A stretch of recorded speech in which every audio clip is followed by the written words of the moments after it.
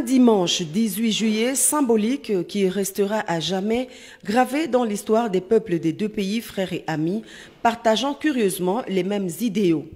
Tout commence par la signature par le président Félix-Antoine Tshisekedi Tshilombo du livre d'or, suivi d'un tête-à-tête entre les deux chefs d'État et une séance de travail entre les experts des deux délégations.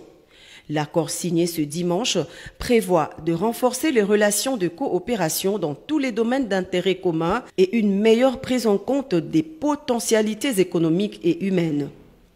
C'est pourquoi les deux pays envisagent d'établir un cadre institutionnel de coopération bilatérale, en l'occurrence une commission mixte pour matérialiser le souhait émis par les deux présidents. Les combats menés par Amilcar Cabral, père de l'indépendance bissau-guinéenne, et celui porté par Patrice Emery Lumumba rappellent les similarités qui caractérisent l'histoire glorieuse des deux nations. Voilà qui justifie la médaille d'honneur décernée au président de la République démocratique du Congo, président en exercice de l'Union africaine. La médaille honorifique Amilcar Cabral, la plus haute distinction décernée par ce pays aux personnalités, rappelle cette grande figure de l'indépendance bissau-guinéenne qui, à l'exemple de Patrice Emery Lumumba, a payé de sa vie pour donner à son pays une souveraineté nationale et internationale. Lumumba et Amilcar Cabral, ils sont contents de voir les jeunes fils ou leurs fils se retrouvent.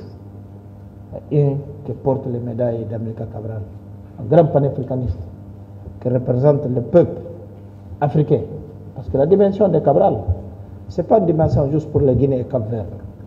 Ça dépasse au-delà. C'est comme Patrice Lumumba. On a même une école ici qui s'appelle l'école Patrice Lumumba. Nous, quand on était nés déjà, on connaissait les Patrice Lumumba.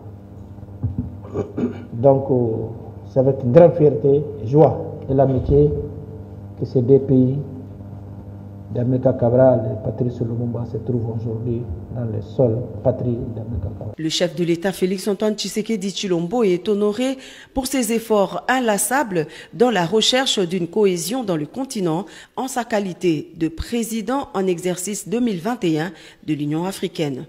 Au nom du peuple congolais, de ma délégation ici présente et en mon nom personnel, je voudrais vous remercier du fond du cœur et à travers vous, tout le peuple bissau-guinéen pour cet honneur qui est réservé à ma personne, mais au-delà de cela à tout le peuple congolais et à la République démocratique du Congo. Ce qui est tout un symbole aujourd'hui, car un fils d'Amilcar Cabral a élevé à cette haute distinction un fils de Patrice Emery Lumumba.